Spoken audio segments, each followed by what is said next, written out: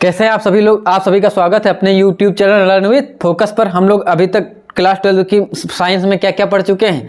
विभव किरचॉफ के नियम पढ़े, व्हीट स्टोन्स पढ़ा, फिर व्हीट स्टोन्स कुछ न्यूमेरिकल भी लगवाए गए थे किरचॉफ के नियम के आधार पे। फिर व्हीट स्टोन्स के प्रिंसिपल पर हम लोग क्या पढ़ लिए थे, मीटर ब्रिज भी पढ़ चुके हैं। आज हम लोग पढ़ने वाले हैं पोटेंशियोमीटर, विभव मापी। चूंकि पोटेंशियोमीटर किसके काम आता है, मीटर किसके काम आता है। देखो मीटर ब्रिज किसके लिए करते थे, अननोन रेजिस्टेंस अज्ञात प्रतिरोध को निकालने के लिए। और अब हम पोटेंशियोमीटर को पढ़ने वाले हैं, विभव मापी किसके काम आता है। तो विभव मापी किसके काम आता है, पोटेंशियल डिफरेंस को निकालने के लिए हम लोग विभव मापी का प्रयोग करते हैं। अच्छा, विभव मापी का प्रयोग करने की जरूरत क्यों पड़ी, क्योंकि हमको पता है पोटेंशियल डिफरेंस विभवांतर निकालने के लिए एक और तरीका हमारे पास था। कहीं भी निकालना होता था तो हम उसको पैरेलल क्रम में किसको ले जाके जोड़ते थे, किसी भी सर्किट में, वोल्ट मीटर को। तो वोल्ट मीटर जब पहले ही से था तो हमको इसकी जरूरत क्यों पड़ी, हमको क्यों एक ऐसा इंस्ट्रूमेंट या उपकरण बनाना पड़ा कि जिससे वोल्ट मीटर के अतिरिक्त जरूरत क्यों पड़ी। इसके लिए हम देखते हैं कि मान लीजिए कोई भी सर्किट होता था, एक ये सर्किट था, इसमें कोई भी करंट फ्लो हो रही थी। हमने कहा कि इसमें जो है ये दो पॉइंट्स ए और सी थे, इनके बीच हमको रेजिस्टेंस, इनके बीच करंट मान लीजिए 4 एम्पियर की फ्लो हो रही थी। रेजिस्टेंस था ये कितने ओम का, 25 ओम का रेजिस्टेंस लगा हुआ था, 4 ओम की करंट फ्लो हो रही थी। इनके बीच का पोटेंशियल सबको पता है, 25 इंटू कितना हो जाएगा, 400 हो जाएगा, नहीं 100 हो जाएगा ना। 100 ओम मतलब कितने का आया, 100। तो V इक्वल टू कितना आया, 100। क्यों, क्योंकि V इक्वल टू क्या होता है, I इंटू आर। आई कितनी थी, 4, और R कितना था ये। तो हमने जब मल्टीप्लाई कराया तो हमको पता चला कि इनके बीच का जो पोटेंशियल डिफरेंस है वो कितना है, 100 का है। इनके बीच कितना क्रिएट है, 100 का। हमने एक वोल्ट मीटर लाया और इसको वोल्ट मीटर लगाने का तरीका क्या था, पैरेलल लगाते हैं वोल्ट मीटर को। और वोल्ट मीटर को हम जब इसमें लगाए तब वोल्ट मीटर को जो हम लगा के देख रहे हैं तो ये 100 नहीं दिखाता है, 90 दिखा रहा, 80 दिखा रहा, 95 दिखा रहा, लेकिन 100 नहीं दिखाता है। तो बाकी कहाँ गया, उसका जो बाकी का पोटेंशियल था वो कहाँ चला गया। तो कारण क्या होता, जब हम इसको इस पे लगाते तो ये जंक्शन रूल, किरचॉफ के पहले नियम से कुछ करंट इसमें भी जाएगी। इधर 4 जा रही थी तो अगली बार क्या होता है, इधर 3 ही जा रही होती। मान लो एक इधर चली गई, केवल मैं समझाने के लिए एक जो है एज्यूम कर रहा हूं। तो एक अगर इधर चली गई और मान लीजिए एक गया और इधर का रेजिस्टेंस इस वायर का था तुम्हारा 10 ओम, कितने ओम, 10। अब एक की इधर गई तो एक आर ये हो गया, आई ये हो गया, तो इधर का V कितना हो जाएगा, आई इंटू आर से आप निकाल लेंगे, 10 इंटू 1 कितने वोल्ट। इसका मतलब 10 वोल्ट इसने इधर खपत कर लिया। मतलब जो इसका पोटेंशियल ड्रॉप हुआ, विभव का पतन कितने वोल्ट का हो गया, 10 का। पहले कितने का टोटल लगा हुआ था, 100 का लगा हुआ था। और अब इसने 10 को खपत कर लिया, केवल हम चेक करने आए, चेक करने वाले हमारे उपकरण ने 10 खा लिया अपने में। अब हमारी मीटर रीडिंग में कितना दिखाएगा, 90 वोल्ट दिखाएगा। जब भी हम मीटर रीडिंग में देखेंगे तो कितना दिखाएगा, 90 वोल्ट दिखाएगा। क्यों, क्योंकि 1 एम्पियर की इसने करंट खा गई, ये नहीं बताएगा। तो हम जब देखते हैं तो 90 दिखता है, और जब हम इसको हटा के चले जाते हैं फिर 100 हो जाता है। तो जो हम इंस्ट्रूमेंट्स अपने देख रहे हैं वो सही दिखा रहा है कि गलत, गलत क्यों, क्योंकि 100 होना चाहिए था। तो हमको इस तरीके से जब भी हम मीटर रीडिंग करते थे तो हमारा क्या होता था, अशुद्धि रहती थी।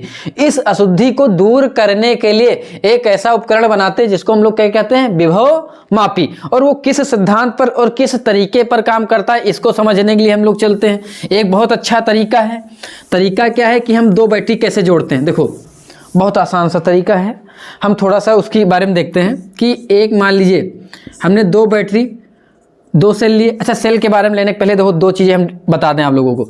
एक आप लोग सेल, दूसरा EMF क्या होता है। EMF जिसको कहते हैं इलेक्ट्रोमोटिव फोर्स, क्या कहा जाता है, इलेक्ट्रोमोटिव फोर्स।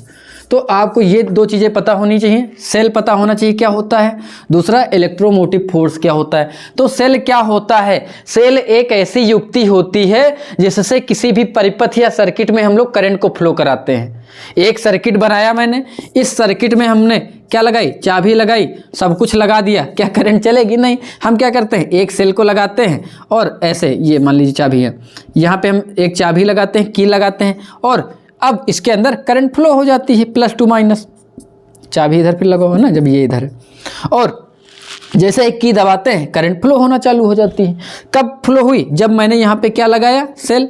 तो इस परिपथ में हमको जब करंट फ्लो करानी है तो हमको क्या लगाना पड़ता है? सेल।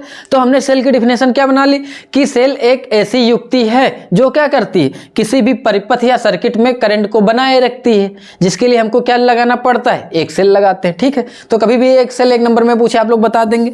इसके बाद सेल के बाद आता है बात कि इलेक्ट्रोमोटिव फोर्स क्या होती है। तो इलेक्ट्रोमोटिव फोर्स जानने के पहले हम लोग जानेंगे सेल कितने टाइप्स के होते हैं। सेल जो है आप लोग यहाँ 2 टाइप्स के पढ़ेंगे।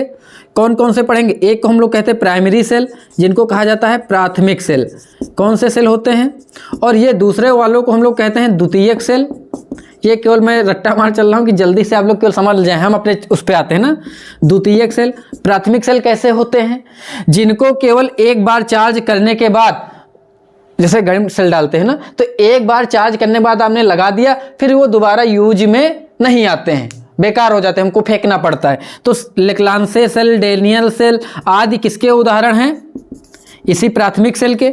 उसके बाद द्वितीयक सेल ऐसे होते हैं जिनको एक बार उपयोग करते हैं, खत्म हो जाता है, फिर से उनको चार्ज कर लेते हैं, फिर उपयोग में लाते हैं, फिर खत्म हो जाता है, फिर चार्ज करते हैं। इस प्रकार इनको हम बार बार चार्ज कर लेते हैं, और बार बार चार्ज करते हैं तो बार बार इनको हम क्या कर सकते हैं? उपयोग में ला सकते हैं। ये कौन से होते हैं? द्वितीयक। और ये क्या करती हैं? इनके अंदर क्या होता है? केमिकल एनर्जी को, कौन सी एनर्जी को? ये लोग ये अपनी केमिकल एनर्जी को किस में चेंज करते हैं? इलेक्ट्रिकल एनर्जी में चेंज करते हैं। किस में चेंज करते हैं? केमिकल एनर्जी किस में चेंज होती है? इलेक्ट्रिकल एनर्जी में चेंज होती है। ठीक है। और द्वितीयक सेल कैसे बने होती हैं? आप लोग को अगर इनको जानना है तो बहुत आसान सा तरीका है। इसमें 2 प्लेटें होती हैं जिनमें क्या घुला होता है? एक वैद्युत अपघट्ट होता है। कितनी प्लेटें? 2 छड़ें होती हैं। ठीक है। एक कापर की डाल दिया गया, मान लीजिए, एक हमने डाल दी जिंक की। हमने जिंक डाली, कापर की छड़ डाली, इसको हमने H2SO4 के अपघट्ट, वैद्युत अपघट्ट 1 बिलियन में H2SO4 डाल दिया, और उसमें इन छड़ों को जब हम घोलते हैं तो ये क्या करते हैं? जिंक पे जब हम बाद में देखते हैं तो इन पे माइनस का चार्ज आ चुका होता है, और कापर पे कुछ 0 प्लस है, 0.6 करके आता है, और इसमें -0.2 माइनस का चार्ज आया होता है। तो इस पे प्लस का चार्ज आता है इसलिए प्लस लिखते हैं, इस पे माइनस का चार्ज आता है इसलिए माइनस। तो हम कहते हैं जो प्लस होता है उसको एनोड कहते हैं, और जो माइनस होता है ये कौन सी छड़ होती है? कैथोड। तो 2 छड़ें होती, एनोड और कैथोड। फिर इनको हम जब किसी सर्किट से जोड़ देते हैं, किससे जोड़ते हैं? किसी भी ऐसे सर्किट से बल्ब लगा देंगे तो बल्ब भी जल जाएगा। और जब हम इनको जोड़ते हैं तो क्या होता है? यहाँ करंट ऐसे फ्लो हो जाती है। इसका रेजिस्टेंस R था, करंट कितनी फ्लो हो रही? I। तो ये I पूरा ऐसे जाएगी, फिर नीचे भी चलेगी और ये जाएगी। क्योंकि जब ये अंदर जाती तो बाहर कैसे फ्लो होती? +2 माइनस। बाहर कैसे फ्लो हो रही? +2 माइनस। और अंदर जाएगी तो ये तो माइनस है, माइनस से किधर जाएगी? प्लस। तो सेल के अंदर करंट कैसे फ्लो होती? -2 प्लस।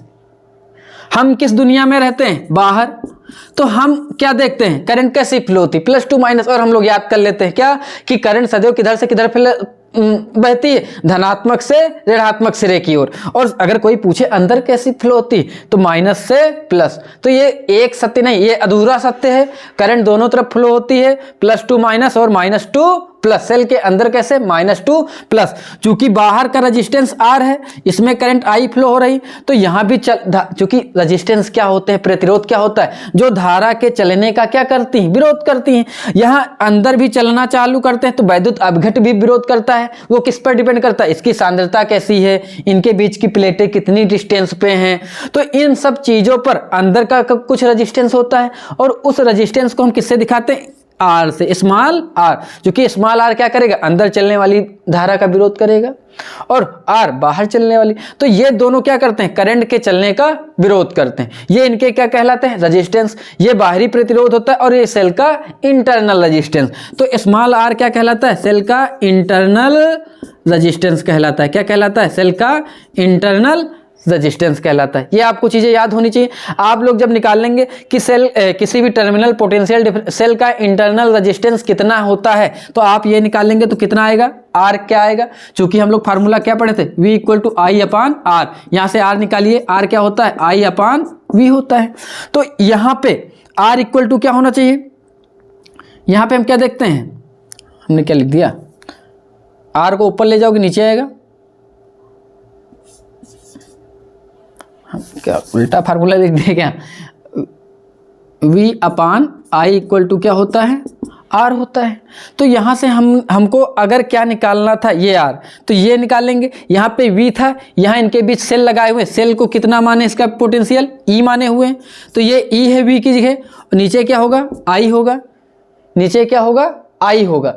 और सबको पता है I कितना, हम कह दें कि मान लीजिए पोटेंशियल कितना ड्रॉप होता, पहले तुमने सेल लगाया तो ड्रॉप होना चालू होगा, ड्रॉप होना चालू होगा, तो कितना ड्रॉप होगा, पहले E था, बाद में पोटेंशियल इसने क्रिएट किया V, तो E को आप V से क्या करेंगे, माइनस करेंगे, बची हुई नीचे करंट रखेंगे, तो R equal to E minus V। और I को हम लोग क्या लिख सकते हैं, I को सबको पता है क्या होता है, I इक्वल टू क्या होता है, क्या लिखते हो, V अपान R लिखते हो, क्या लिखते हो, V अपान R। तो E माइनस V अपान, तो V रखोगे, R रखोगे, R नीचे का कहाँ चला जाएगा, ऊपर चला जाएगा, तो यहाँ लिख देंगे, इसको ब्रैकेट में लिख दें। तो ये सेल का इंटरनल रेजिस्टेंस होता है। इंटरनल रेजिस्टेंस क्या होगा, E minus V upon V equal to R। और इसको और फाइंड करना चाहोगे तो इन दोनों को तोड़ लेंगे, तो क्या हो जाएगा, E upon V minus V upon V into R। और इसको थोड़ा सा और ढंग से लिखना चाहें तो हम लोग क्या लिखेंगे, R equal to E upon V upon V क्या हो जाएगा, 1 इंटू R। अच्छा, ये फार्मूला अभी आपको जब पोटेंशियोमीटर कराएंगे तो उसमें भी सॉल्व कराएंगे। एक इसका ये तरीका था, इसको हम दूसरे तरीके से भी अगर निकालना चाहते तो निकाल सकते थे। यही चीज़ हम इसको एक दूसरे तरीके से आपको निकाल के सिखा देते हैं। कैलकुलेशन है तो थोड़ा सा कर लेते हैं, क्या दिक्कत है, चैप्टर भी चलता रहेगा। अच्छा, इधर का नज़र आ रहा है कि नहीं आप लोगों को, दिख रहा है, बहुत आराम से दिखता है, सबको पता है। Internal resistance V equal to क्या होता है, E माइनस आई आर। ये फार्मूला आप लोग हमेशा दिमाग में बैठा के रखिएगा, कितना होता है, V equal to E minus I R. अच्छा, इतना ड्रॉप क्यों हो जाता है, क्यों, क्योंकि उसके रेजिस्टेंस, मान लो तुमने अगर यहाँ पे 100 का लगाया तो उसका जो इंटरनल रेजिस्टेंस होगा वो भी थोड़ा कम कर देगा, I इंटू आर। मान लीजिए 1 एम्पियर के अंदर करंट जा रही थी, रेजिस्टेंस 2 था, तो 2 इंटू 2 कितना, 1 का कम कर देगा। पहले 10 था, 2 कम कर दोगे, कितना बचेगा, 8 बचेगा।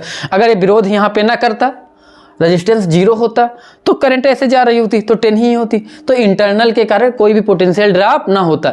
इसीलिए जब किसी भी सेल का इंटरनल रेजिस्टेंस कुछ होता है तो उसका कुछ ना कुछ पोटेंशियल ड्रॉप हो चुका होता है, अर्थात विभव में पतन हो चुका होता है। ठीक है, तो V equal to E minus क्या होता है, IR होता है।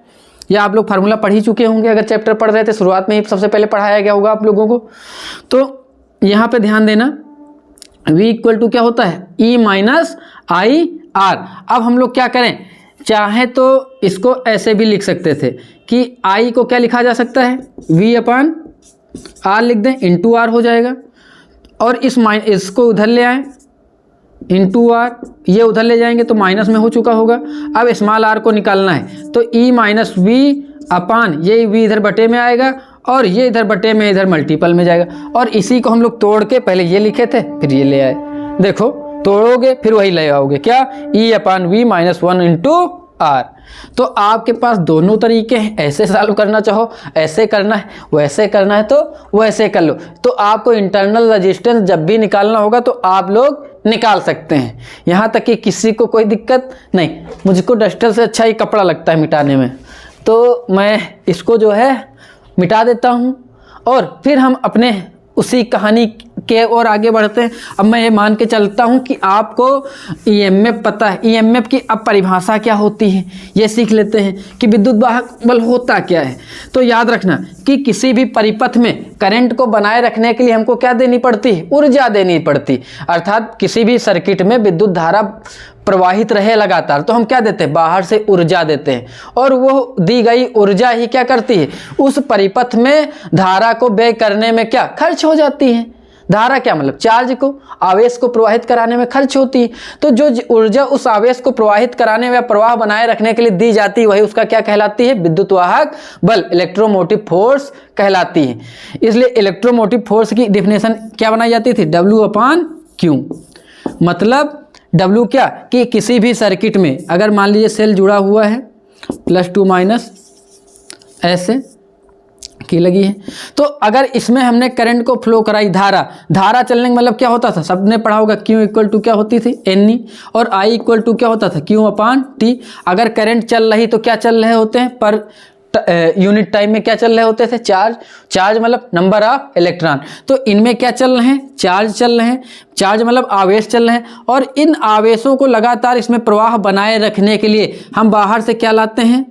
एक सेल लगाते हैं, और ये सेल ही क्या करता है? इसको एनर्जी देता है, जिससे सेल में क्या चार्ज चलते रहते हैं, और इन चार्ज के प्रवाह को बनाए रखने के लिए ये लगातार ऊर्जा देता है। ऊर्जा देने के लिए जब सेल के प्रवाह को बनाए रखता है तो क्या कर रहा होता है? वर्क कर रहा होता है। तो इस वर्क को करने में जो वर्क किया जाता है वो क्या कहलाता है? इसका इलेक्ट्रोमोटिव फोर्स। और अगर क्यू को कभी लोग ये मान लेते हैं 1 यूनिट, या 1 यूनिट मतलब एकांक आवेश जिसको कहते हैं, इस एकांक आवेश को किसी भी परिपथ में प्रवाहित कराने में किया गया कार्य ही क्या कहलाता है?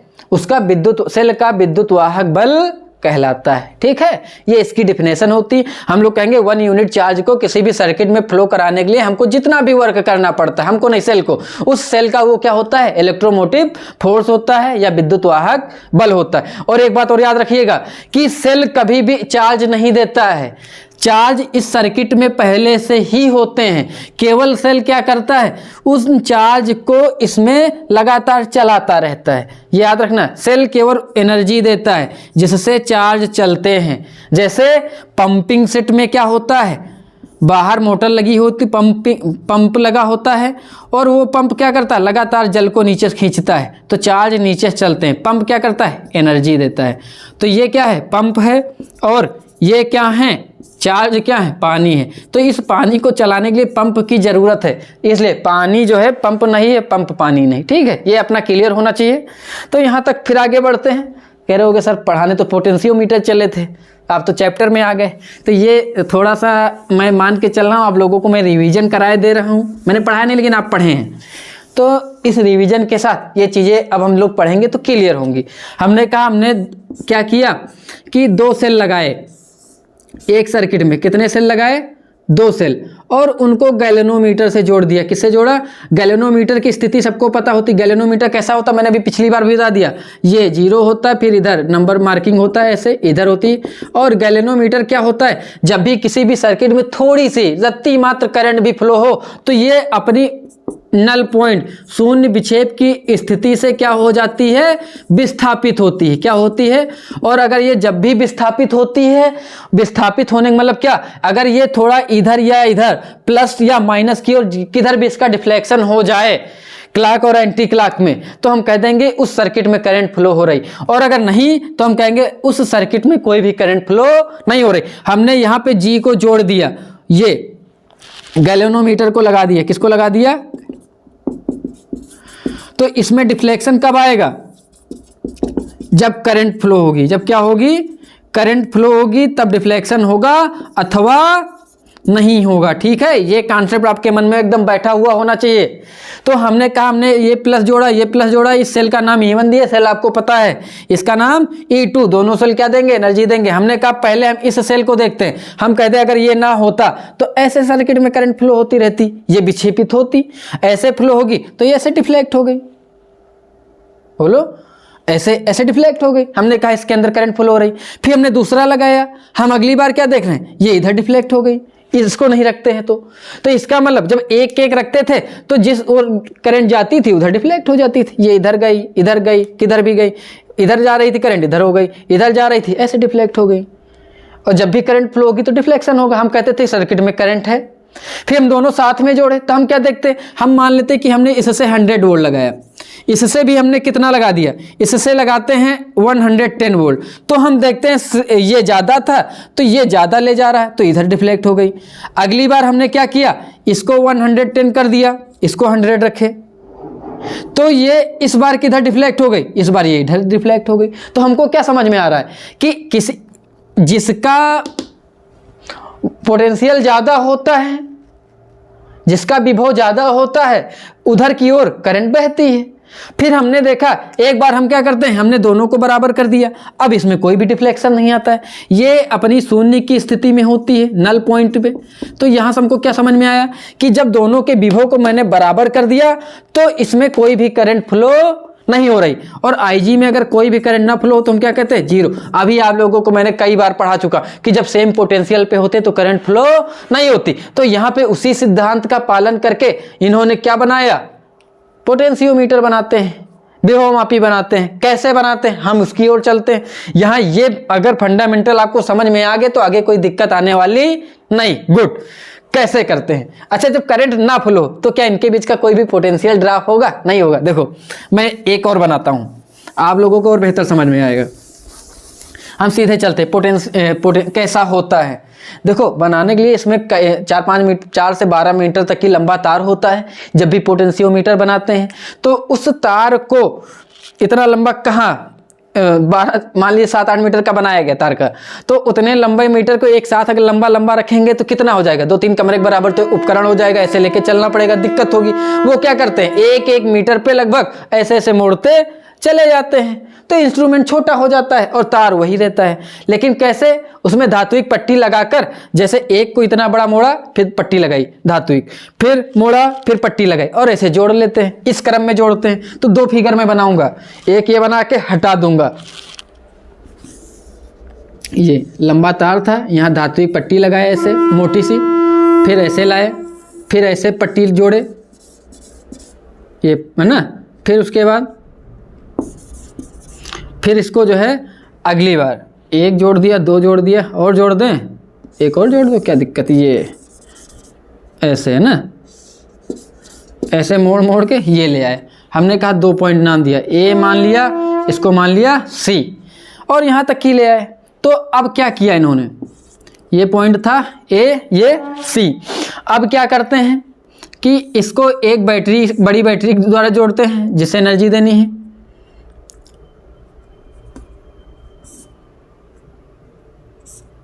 ऐसे, ठीक है। और इधर क्या किया,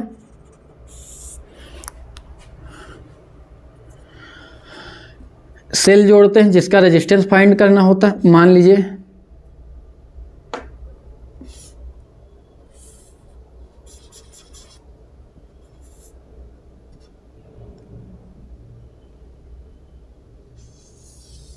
गैल्वेनोमीटर जोड़ देते हैं, वही जी दिखाएगा, है ना। और इसको इस चाकी पे कहीं भी रखते हैं, ऐसे डाट डाट करके ये इन तारों पे ऐसे क्या कराते रहते, स्पर्श कराते रहते। ठीक है, इसमें आपको कोई दिक्कत नहीं होनी चाहिए। अब इसमें चाहो तो एक मैंने जोड़ा है, कभी कभी हमको ज़रूरत पड़ेगी तो हम ऐसे 2 जोड़ लेंगे, वो हम लोग के ऊपर डिपेंड करता है। ठीक है, हम लोग कैसे जोड़ते हैं, वो तरीका ऐसे होगा तो 20 से जोड़ लेंगे, ले जाएंगे आगे। तो इसमें आपको नहीं घबराना है, E1 E2 जोड़ेंगे जब जितनी ज़रूरत पड़ेगी। तो अब अगली बार हम क्या करेंगे, तरीका ये अपनाएंगे, इसको मैं ऐसे हटा दूंगा इतना लंबा, और इसको ऐसे ही लंबा तार दिखाएंगे, और ये तार आप मान के चलेंगे वही लपेटा हुआ तार है, और इसको मैं पलट के सीधा कर लेता हूँ। ठीक है, तो आपको इसमें कोई दिक्कत नहीं आनी चाहिए। फिगर में इस फिगर को हटा के अब हम लोग एक छोटा सा फिगर ऐसे समझने के लिए बनाते चलेंगे। पोटेंशियोमीटर बना वैसे होता है, लेकिन उसको नहीं समझना है। हमने कहा ये पॉइंट है, इन पॉइंट पे पोटेंशियल डिफरेंस अगर क्रिएट कराना है तो एक बैटरी होनी चाहिए, और ये हमारे पास एक बैटरी थी, ये ऐसे एक बैटरी थी जिसने क्या किया, इनके सिरों, इनके टर्मिनल्स पे कितने का पोटेंशियल लगाया, V का लगाया। कितने का लगा दिया, V का, V पोटेंशियल लगाया। V मान के कैसे चलते हैं, इधर 0 मान लेंगे, इधर 100 मान लें, तो 100 माइनस 0 कितने का डिफरेंस है, 100 का है। ये 100, ये 0। हमने कहा इनके बीच का पोटेंशियल डिफरेंस निकालो, तो क्या होगा, VA माइनस VC कितना हो गया तुम्हारा, 100 माइनस 0, कितने का डिफरेंस आ गया, 100 का आया। तो ये 100 ऐसे हुई। हमने कहा इस तार की जो लेंथ थी हमने L मान के चली, कितनी, L लेंथ पे हमने कहा इतने का डिफरेंस है। ये अच्छा, ये पोटेंशियल डिफरेंस लगा कौन सा, ये बैटरी लगा रही है। ठीक है, गुड। हमने कहा अब इस पॉइंट A से हम क्या करते हैं, एक जो है दूसरी बैटरी जो सेल है, एक इसको लगाते हैं छोटे वाले, ये बड़ी बैटरी जो लगाई जाएगी वो हमेशा बड़ी होगी। क्यों, क्योंकि इसका पोटेंशियल ज़्यादा क्रिएट हो तभी छोटी कम निकाल सकते हैं। तो इसके बाद मैं एक छोटी बैटरी लगाता हूँ, 1 लगाना है, 2 लगाना है, 3 लगाना, चाहे जितनी लगाना चाहे लगा सकते हैं। क्यों? अभी हम मान के चलते हैं, हमने कह दी पहले 1 ही लगाई, अभी हम 2 लगा के बनाएंगे फिगर। 1 केवल समझाने के लिए कि पोटेंशियोमीटर होता क्या। फिर उसके बाद इसकी सहायता से आपको 2 चीज़ें निकालनी होगी प्रैक्टिकल में। कौन कौन सा? एक सेल के सहायता से आप लोग विद्युत वाहक बलों की तुलना करेंगे, कंपेरिजन ऑफ ईएमएफ सेल कौन कौन से E1 और E2 के। फिर इसके बाद दूसरा क्या करेंगे? सेल का इंटरनल रेजिस्टेंस निकालना होगा, सेल का आंतरिक प्रतिरोध ज्ञात करना होगा। तो दोनों काम करने।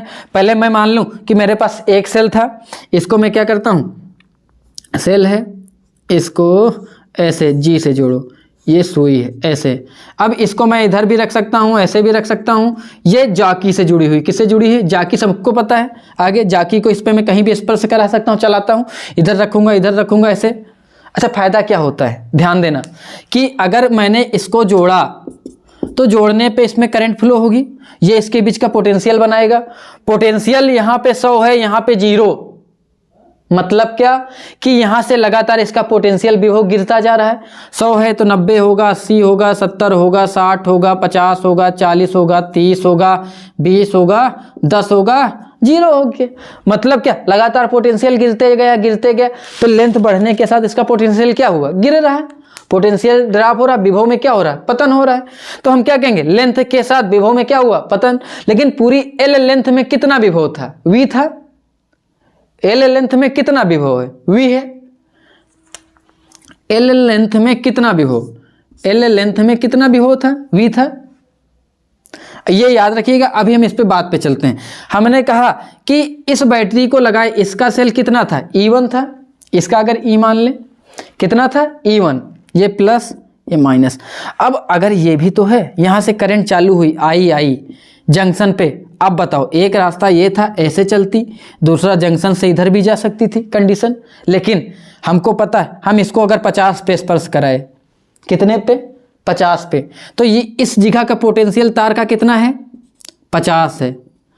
और मान लीजिए तुमने जो E1 लगाया वो होती 40। ध्यान देना, कितनी? 40। तो इसका पोटेंशियल कितना है? विभव 40, इसका कितना? 50। तो इसका कम, इसका ज्यादा। और हमने बताया था करंट फ्लो होने का नियम क्या है? High potential to low potential, उच्च विभव से निम्न। तो ये तो निम्न है, ये उच्च है, तो करंट इस बार इधर से फ्लो होगी। इधर से फ्लो होने का मतलब ये ऐसे विक्षेपित हो गई, ऐसे चलती रही। और उसके बाद हम क्या देखते हैं? ये ऐसे चलेगी, करंट ऐसे चल रही। ये लो पोटेंशियल पे था, ये है। हमने इस जाकी को उठा के 50 से कितना कर दिए? 40 किए। 40 के बाद 30 पे ले आए। जैसे ही 30 पे लाए, अब इसका पोटेंशियल 30 हो गया। ये तो 40 ही है। अब अगर ये 40, ये 30, तो क्या हुआ? बोलो क्या होगा? ये हाई पोटेंशियल पे, ये लो पे। अब करंट कैसी जाएगी? High to low. अब ऐसे जा रही है। ठीक है, गुड। तो इसमें दोनों तरह से जा सकता था। एक तो इसमें ऐसे भी जा सकती है, वैसे हमको इससे नहीं मतलब। हमको क्या पता चल रहा कि ये जो गैल्वेनोमीटर में जो डिफ्लेक्शन है दोनों तरफ आता है, 0 के इधर, 0 के इधर। और जब दोनों तरफ जाए तो हमारा फायदा क्या होता है? हम उसको एक ऐसी कंडीशन पे ला सकते हैं जब दोनों के सेल के पोटेंशियल बराबर कर लें, और उस समय ये किस पे होगी? नल पॉइंट पे होगी। हम वही काम करेंगे। इसमें हर जगह पोटेंशियल गिर रहा, तो उसका हमको फायदा उठाना है।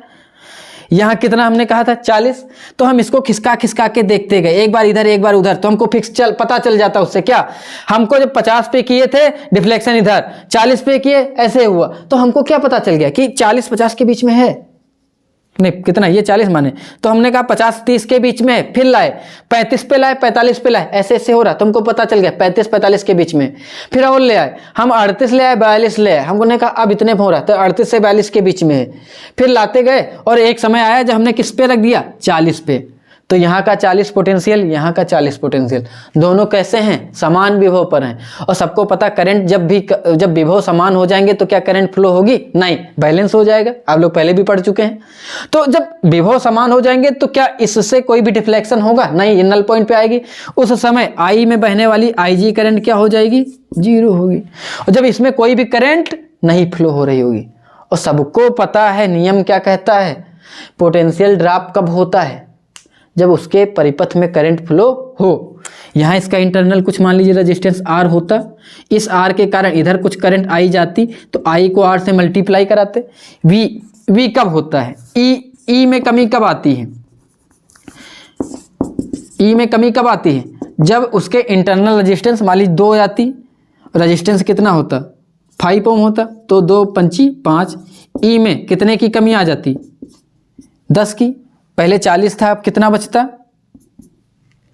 बोलो 40 था कितना बचता 30 बचता, तो ई कितना बचता 30 बचता। लेकिन कब, जब इसके अंदर करंट फ्लो होती, करंट जब फ्लो ही नहीं हो रही है तो ये कितना रहेगा, आई की है कितना रखोगे 0, पूरा 0 0, तो V किसके बराबर होगा E के, अर्थात इसके बीच ये E किसके बराबर होगा, जो इतना इसका पोटेंशियल है।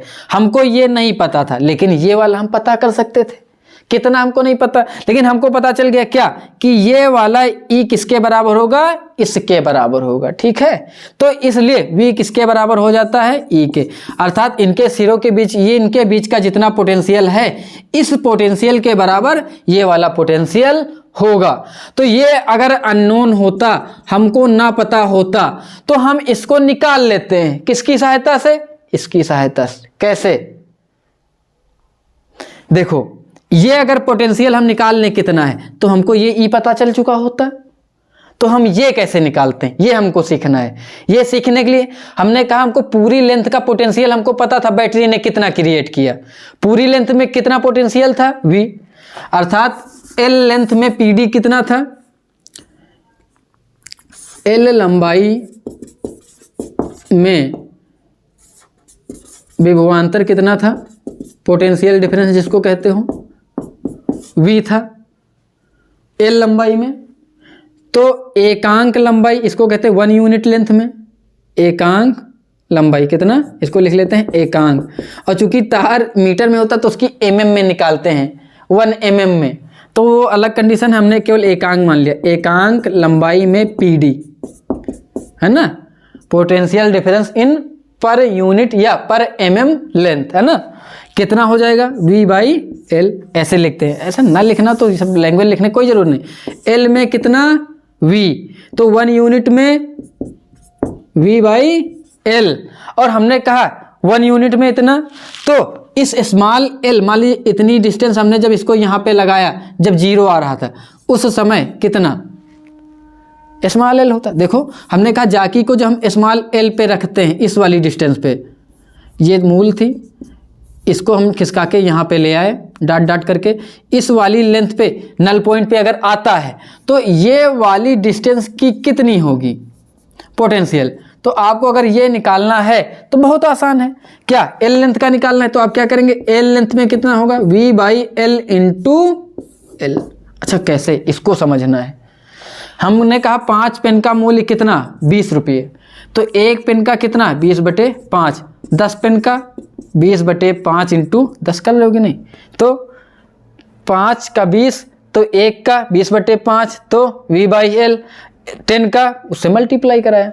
अच्छा ये V/L क्या है, सबको पता है, पर यूनिट लेंथ में उसके पोटेंशियल में कितनी कमी आ रही। हमने कहा टोटल 100 था पोटेंशियल, तार की लंबाई 5 मीटर होती, तो 1 मीटर में कितने पोटेंशियल कमी आती, 100 बटे कितना करते 5, तो 1 मीटर में 20 की कमी आती, अगले में भी 20 की, अगले में भी 20 की, अगले में भी 20 की, हर 1 मीटर पे 20 की कमी आती जा रही। तो 1 मीटर में V/L क्या होता, कांस्टेंट होता, और उस V/L को, चूंकि वो पर यूनिट लेंथ में पोटेंशियल क्या है, ड्रॉप है, और उसी पर यूनिट लेंथ में जो पोटेंशियल ड्रॉप होता है उसको हम पोटेंशियल ग्रेडियंट से दिखाते हैं। किससे दिखाते हैं, पोटेंशियल ग्रेडियंट से, अर्थात इसी पर यूनिट लेंथ में जो भी पोटेंशियल ड्रॉप होता है, इस V/L को हम लोग क्या कहते हैं, पोटेंशियल ग्रेडियंट। इसको रो से दिखाते हैं, बुक में के से भी दिखा हुआ है, तो आप लोग चाहे रो लिखिए चाहे के लिखिए। तो इस पोटेंशियल ग्रेडियंट क्या कहलाएगा, V/L क्या होता है, पोटेंशियल ग्रेडियंट। जहां रो क्या है, जहां रो क्या है, पोटेंशियल ग्रेडियंट है, क्या है, पोटेंशियल ग्रेडियंट या विभव प्रवणता है, क्या है, विभव प्रवणता है।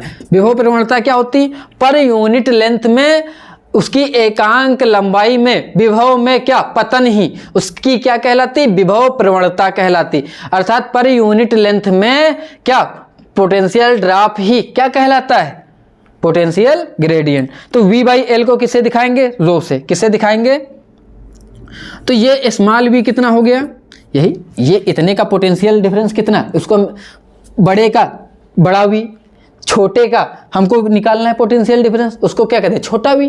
तो वो छोटा v कितना हो गए, v बाई एल, और v बाई एल को किससे लिखेंगे, रो से, और ये l है तो इसको हम क्या लिखेंगे, ये छोटा v है, ये बड़ा v था। ठीक है, ये याद रखना। पूरे का मान लीजिए 100 था, इतने का केवल आया 20, तो स्मॉल v कितना 20, तो स्मॉल v कितना आ गया, रो बाई एल। ठीक है, ये स्मॉल v क्या है, इस l लंबाई, स्मॉल l लंबाई का पोटेंशियल डिफरेंस। वो किस, अच्छा रो से हमको एक फायदा हो गया कि अगली बार हम देख रहे हैं कि अगर इनके बीच किसी भी लंबाई का पोटेंशियल डिफरेंस निकालना, हम लोग निकाल लेंगे। क्या करना है, केवल रो को जिस लेंथ पे रख रहे हैं उससे मल्टीप्लाई करना। एल पे रखे थे स्मॉल, तो एल, अगर L1 पे रखे होते तो क्या होता, L1 हो जाता, बोलो। और अगर अगली बार किसका के L2 पे कर दिए तो कितना हो जाता, रो इंटू L2। L3 पे रखते तो रो इंटू L3। तो इससे हमको ये फायदा मिलता जा रहा है। और हमको पता है कि अगर इसमें कोई भी करंट फ्लो ना हो तो इसका E किसके बराबर होगा, इसके V के बराबर होगा। अगर इसमें ऐड करंट कितनी, हम क्या लिखेंगे कि ये किस पे हो, नल पॉइंट पे हो। किस पे हो, हम क्या करते हैं, जाकी को खिसका के कौन सा पॉइंट पता करते हैं, नल पॉइंट, है ना, शून्य विक्षेप की स्थिति नल पॉइंट पे ना। यदि जाकी कहाँ पे हो, शून्य विक्षेप, नल पॉइंट की स्थिति में, शून्य विक्षेप की स्थिति में हो तो E1 सेल में प्रवाहित धारा क्या होगी, बोलो, आई क्या होगी, 0। हम कहेंगे एट अ जीरो करंट, तो दो सिद्धांत पे काम करता है। सिद्धांत भी कोई पूछेगा तो क्या होता है, current zero, at current zero, या जीरो करंट पे काम करता है। अगर ये जीरो तो E किसके बराबर होगा, जो इनके बीच का पोटेंशियल लगा हुआ, ये मैं समझा चुका हूं। तो E किसके बराबर हो जाएगा, V के, और V किसके बराबर है, रो इंटू L1। किसके बराबर है, रो इंटू L1। अगर L डिस्टेंस पे है तो L पे, रो इंटू L। अब हम कह दे कि इस सेल का हमको पोटेंशियल डिफरेंस निकालना है, तो हम कैसे निकालेंगे, हमको क्या पता करना है, केवल ये कितनी डिस्टेंस पे है ये पता कर लें, हो जाएगा। कैसे, सबको पता है रो क्या होता है, V बाई एल रखो इंटू स्मॉल एल। V पता है, तुमने बैटरी से 100 लगाया, 100 तुमको पता है, V की वैल्यू रखोगे। टोटल लेंथ तुमने जितनी भी ली वो भी तुमको पता है, तो L भी पता है। V L पता होने का मतलब हमको रो पता होता है। अब स्मॉल एल जाकी से खिसकाते जाते हैं, नीचे स्केल लगी रहती है, क्या लगी रहती है, ऐसे स्केल में मेजर कर लेते हैं कितनी डिस्टेंस पे है, और जब मैंने जिस डिस्टेंस पे वो नल पॉइंट पे आता है उसकी वैल्यू रख देते हैं, और उस समय ये E आ चुका होता है। और ये जब E आता है, अब बताओ ये एकदम एग्जैक्ट आएगा, क्यों, क्योंकि इसके अंदर कोई भी करंट फ्लो नहीं हुई। तो जब इसके अंदर कोई भी करंट फ्लो नहीं हुई तो हम जब इसका EMF निकाले तो ये एकदम सही कि नहीं, इसके पोटेंशियल डिफरेंस में क्या कोई कमी आई, नहीं। पहले वाले में क्या देखते थे, वोल्ट मीटर लगाते थे और उसके अंदर से कुछ करंट फ्लो हो जाती थी, तो वो एग्जैक्ट नहीं देता था, जितना होता था उससे कम हो जाता था। यहाँ इसके अंदर कोई भी करंट फ्लो नहीं हुई, तो हमको ये क्या फ़ायदा मिला कि ये एकदम सही रीडिंग देता है, एक्यूरेट रीडिंग देता है। क्यों, क्योंकि इसके अंदर कोई भी करंट फ्लो नहीं हुई। तो हमारा जो पोटेंशियोमीटर विभवमापी, हम क्या पोटेंशियल डिफरेंस निकालने के लिए किस सिद्धांत पे काम करते हैं, पहला पोटेंशियल ग्रेडियंट के सिद्धांत पे, विभव परिवर्तनता, और दूसरा एट जीरो करंट। तो दो चीजें काम करती हैं, एक तो पोटेंशियल ग्रेडियंट, दूसरा क्या काम करता है, जीरो करंट। ये दोनों स्थितियां फिक्स करते हैं और हम लोग पोटेंशियल डिफरेंस निकालते रहते हैं। अभी इसी में कोई दो सेल जोड़ लेते थे तो हम लोग दो की रीडिंग करते थे। कैसे, दो की रीडिंग कैसे करना होता था, एक सेल इसी में और जोड़ लेते थे ऐसे, फिर कंडीशन होती थी, ये जोड़ते थे जाकी 2V की लगाते थे, एक ये ओपन करते थे, एक ये। तो हम इन कंडीशन से जानना सीखेंगे। तो आज की क्लास मैं सोचता हूँ आप कर दूं, तो कल हम लोग इसके आगे बढ़ेंगे। अगर इसमें कोई भी कंफ्यूजन है तो आप लोग अभी पूछ लीजिएगा, ठीक है। नहीं कल हम लोग क्या किस पे चलेंगे, इंटरनल रेजिस्टेंस निकालना सीखेंगे और किसको सीखेंगे, बोलो, सेल के विद्युत वाहक बलों की तुलना करना। तो पोटेंशियोमीटर आपको यहाँ तक की समझ में आ चुका होगा। कल प्रैक्टिकल की ये 2 चीज़ें बची, इनको समाप्त करके हम लोग मैग्नेट चैप्टर में चलेंगे। मैग्नेट चैप्टर के कुछ इंपॉर्टेंट टॉपिक चलेंगे, बाकी आप लोग कुछ भी अगर बता रहे हैं अलग से तो वो भी कराया जाएगा, ठीक है। अभी हम लोग केवल मोस्ट इंपॉर्टेंट जो, क्योंकि पोटेंशियोमीटर बहुत पूछा जाता है, संरचना भी पूछी जाती है, काम कभी कभी बच्चे सिद्धांत भूल जाते हैं कैसे है, तो ये चीज़ें एकदम करेक्ट होनी चाहिए। मैं उम्मीद करता हूँ लैंग्वेज आप लिख लेंगे, कितने मीटर का तार है, किस तार को यूज करते हैं, कैसा है जाकी, कैसे चलाते हैं जाकी, सबको पता चल गया नल पॉइंट पे, इसका प्रिंसिपल कैसे होता है। आपको 1-2 चीज़ें अगर इंट्रोडक्शन का मतलब अभी लिखना होगा तो मैंने बता ही दिया। तो इंट्रोडक्शन में आप लोग क्या लिख लेंगे कि जो है ये डिवाइस किस पे काम करती है, device to measure potential difference, है ना। डिवाइस क्या काम करती है, डिवाइस क्या करती है, मेजर पोटेंशियल डिफरेंस, है ना। Device to measure potential difference, है ना, पोटेंशियल डिफरेंस, है ना, पोटेंशियल डिफरेंस बिटवीन 2 पॉइंट्स, है ना, बिटवीन 2 पॉइंट्स, है ना। 2 पॉइंट्स के बीच का हम क्या निकाल रहे थे, पोटेंशियल डिफरेंस निकाल रहे थे। अच्छा, ये किस प्रिंसिपल पे काम करता है, मैंने प्रिंसिपल भी अभी तुम लोग को बता दिया, कोई दिक्कत नहीं। इंट्रोडक्शन में आप लोग ये लिखेंगे फिर किस प्रिंसिपल पे काम करता है। प्रिंसिपल आप लोगों को पता चल गया, कितने हमने कहा था, 2 चीजों ना, पोटेंशियल ग्रेडियंट पे और दूसरा क्या, एट अ जीरो करंट। 2 चीजों काम करता है। It works on the principle of कौन कौन सा, बोलो, एक तो potential, it works on the principle of कौन कौन सा प्रिंसिपल, पहला क्या, पोटेंशियल ग्रेडियंट, क्या पोटेंशियल, पहला डाल लेंगे पोटेंशियल ग्रेडियंट, दूसरा क्या डालेंगे, एट जीरो करंट, है ना, एट जीरो